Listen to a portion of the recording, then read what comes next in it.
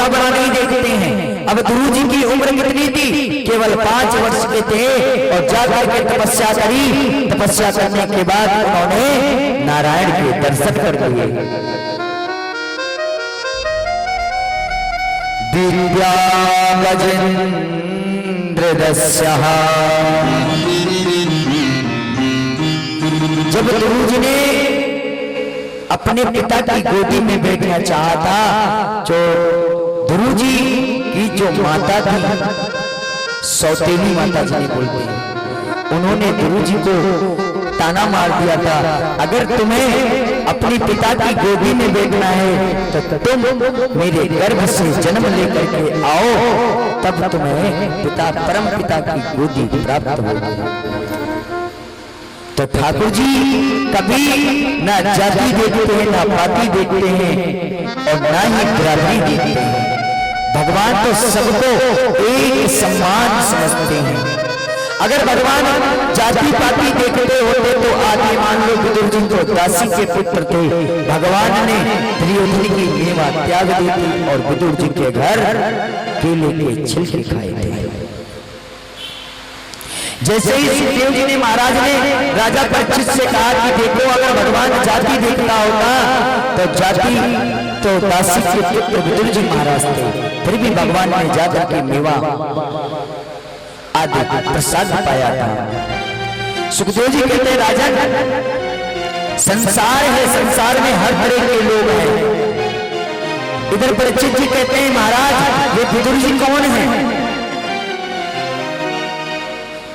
जैसे ही राजा परीक्षित ने कहा कि महाराज ये बताओ कि ये विदुर जी कौन है, तुरंत मेरे सुखदेव जी कहते हैं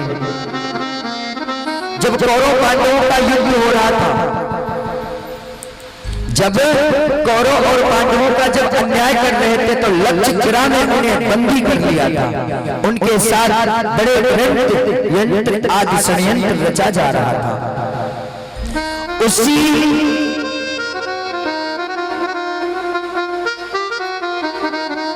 जब विदुर जी उन्हीं की सभा के महामंत्री थे, दुर्योधन आदि सभी बैठे थे,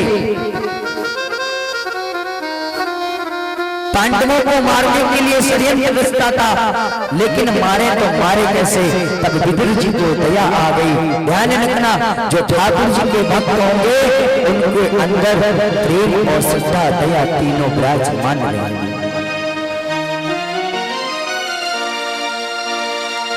ऐसे ही विदुर जी ने कहा दुर्योधन से कि जो आप पांडवों के साथ कर रहे हो ये गलत है, आप ये उनके साथ अन्याय क्यों कर रहे हो, उनको क्यों जलाने का षड्यंत्र रचते हो? दुर्योधन ने बड़ी तेज से फटकार लगाई, अरे मैंने तुम्हें अपने सभा का महामंत्री क्या बना दिया विदुर, तुम तो मेरे सर पे बैठने लगे। अब आप मुझे बताओगे अच्छा बुरा मैं क्या कर रहा हूं? विदुर जी बेचारे सुन करके दुर्योधन की बात शांत हो गए। जैसे ही विदुर जी वहां पर शांत हो गए, कहने लगे जैसी आपकी इच्छा है वैसे आप करो। उन्हीं की सभा में मेरे ठाकुर जी महाराज आए, द्वारकानाथ भगवान आए। बोलो द्वारकानाथ भगवान की। जब द्वारकानाथ जी आए, इधर सभी लोग बैठे थे। ठाकुर जी ने समझाया दुर्योधन को, पर दुर्योधन की समझ में नहीं आया। आज इधर जैसे ही ठाकुर जी ने दुर्योधन को समझाया, दुर्योधन की समझ में नहीं आया। तुरंत ही उसी भीड़ में बहुत पब्लिक थी, सभी वहां पर जब पांडवों के ऊपर अन्याय हो रहा था तो उस दृश्य को देखने के लिए आसपास के लोग एकत्रित हो गए थे। और जो महामंत्री विदुर जी थे, उसी दिन विदुर जी को महामंत्री के पद से दुर्योधन ने हटा दिया था। जब ठाकुर जी की सभा में बैठे तब ठाकुर जी ने दुर्योधन से कहा कि आपके सभा के जो महामंत्री विदुर काका थे वो कहाँ हैं? अब विदुर काका तो उसी सभा के पीछे खड़े हुए थे, लेकिन ठाकुर जी ने दुर्योधन को बहुत समझाया, लेकिन उनकी समझ में नहीं आया। फिर हाथ जोड़ करके दुर्योधन ठाकुर जी से कहता है कि हे द्वारकानाथ, मैंने आज आपके लिए 56 भोग बनवाया है और आप दूर से आए हो, थकान भी हो गई, क्यों नहीं प्रसाद का भोग लगाओ, फिर विश्राम करो, फिर कल की चर्चाएं करेंगे। जैसे ही दुर्योधन ने ठाकुर जी से कहा भोग लगाने के लिए, ठाकुर जी मन में मुस्कुराने लगे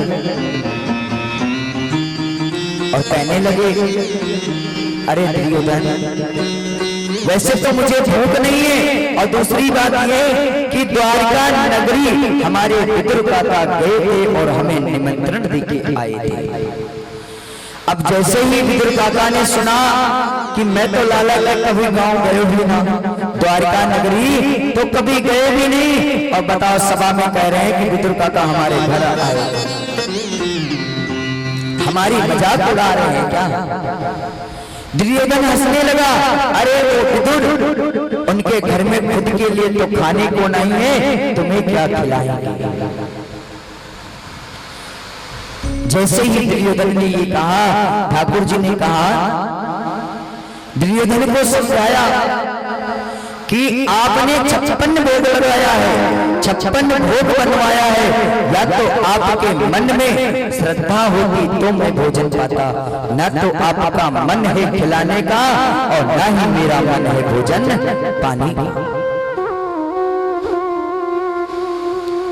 जैसे ही दुर्योधन को ये बोला, दुर्योधन कहने लगे कि प्रभु, हमने आपके लिए स्पेशल बनवाया, तो कहने लगे तुमने मेरे लिए कितना भी स्पेशल बनवाया हो, पर मेरे मन में नहीं आपका प्रसाद पाने का, और फिर मेरा तो विदुर काका के घर निमंत्रण है, मैं तो अपने काका के वहां प्रसाद पाऊंगा।